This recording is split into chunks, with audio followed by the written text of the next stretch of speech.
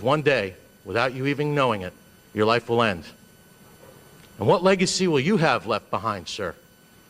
A serial murderer, serial killer. You ruined the lives of your family, your children, and many people in this courtroom.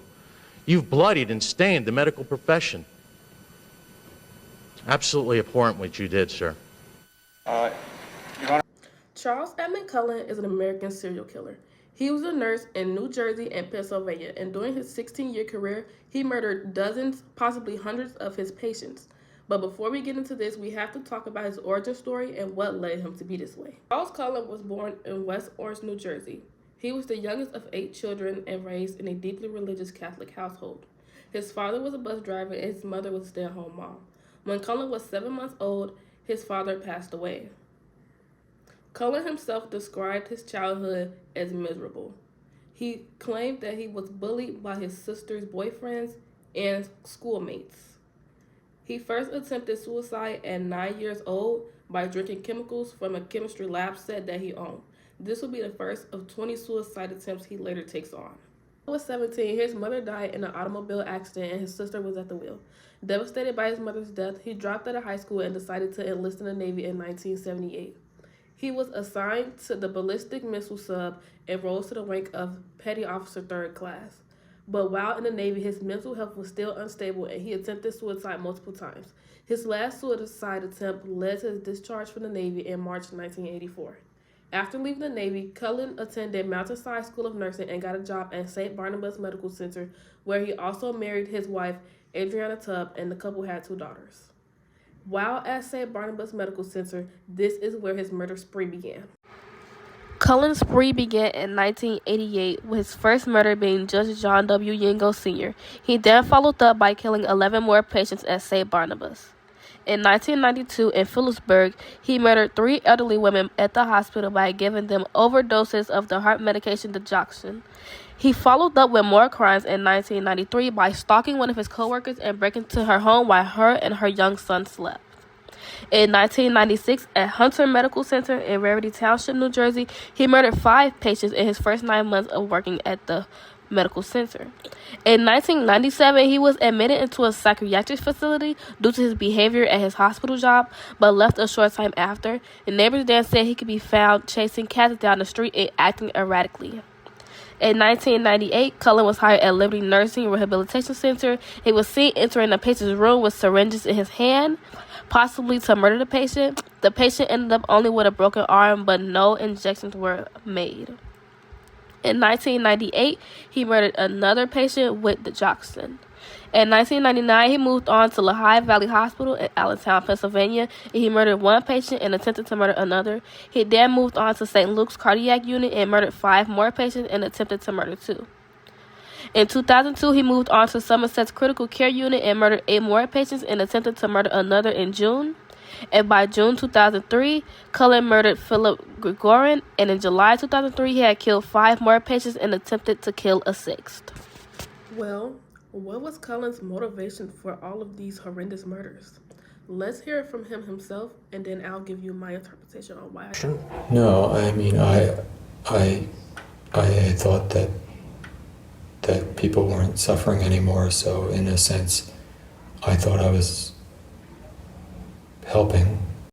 While Cullen claims that his killings were merciful and he believed that he were helping the patients, not all of his patients were suffering and some were ready to be discharged, which is why I believe that Cullen was killing his patients just because he had no control of the decisions that were happening in his life. He had lost both parents at a young age and then lost several other siblings to health problems. Not only that, but he then got divorced from his wife and lost custody of his 2 children. I believe that killing his patients was his only way of having control of something in his life.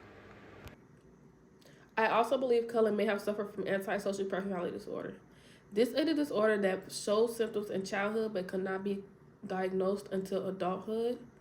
Those with antisocial personality disorder tend to lie, break laws, act impulsively, and have a lack of regard for their own safety and the safety of others.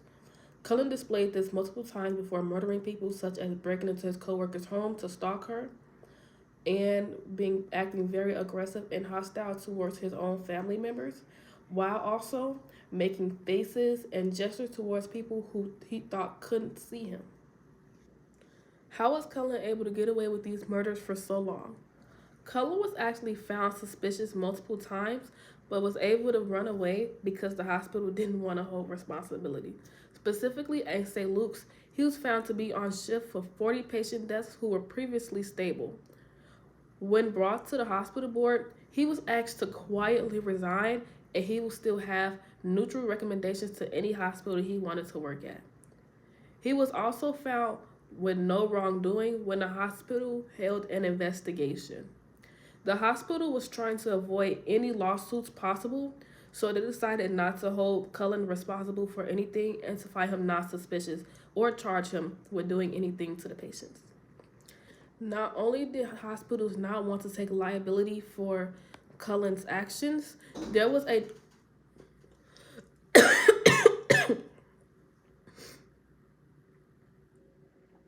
Not only did the hospital not want to take liability for Cullen's actions, there was a national shortage of nurses and no official reporting mechanism to identify nurses with mental health problems or employment problems, and this led to Cullen being able to slip through the cracks and continue to find jobs.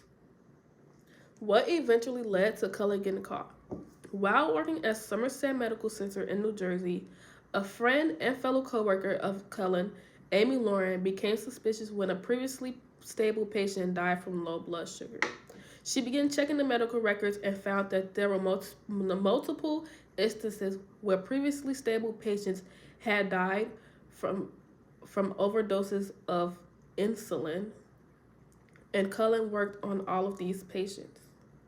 She began to work with the police who were investigating Cullen at the time and eventually led him to a restaurant while being wired and got him to confess. Cullen was arrested on December 12, 2003 while at a restaurant after confessing to his coworker. On December 14th, while being interviewed by homicide detectives, he admitted to murdering as many as 40 patients over his 16-year career. In April 2004, in a court proceeding in New Jersey, Cullen pleaded guilty before Judge Paul W. Armstrong to killing 13 patients and attempted to kill 2 others by lethal injection while working at Somerset Medical Center.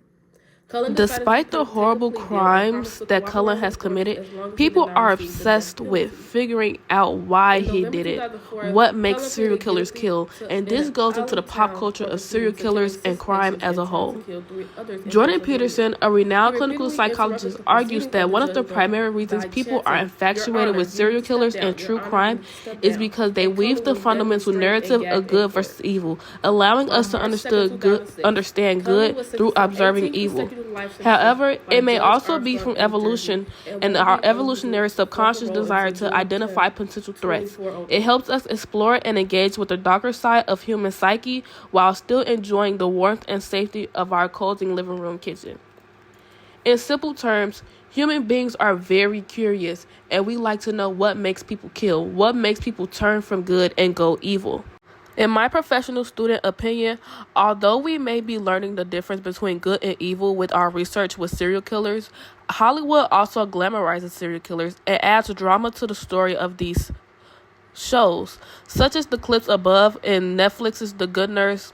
It displays Cullen as very unstable, and while that is true, in his interview process, he was very calm on video cameras, while in the Netflix special, it shows him as yelling and screaming.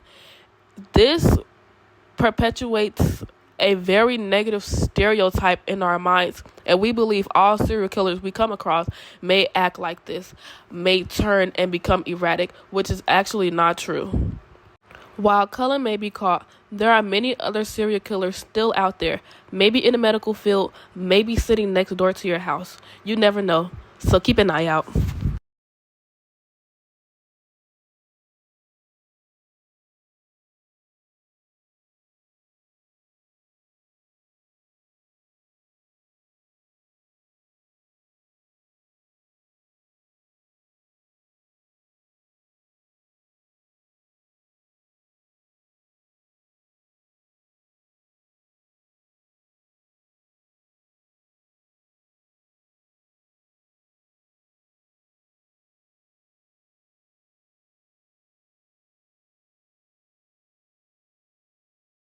You knew it was wrong Yes, I did.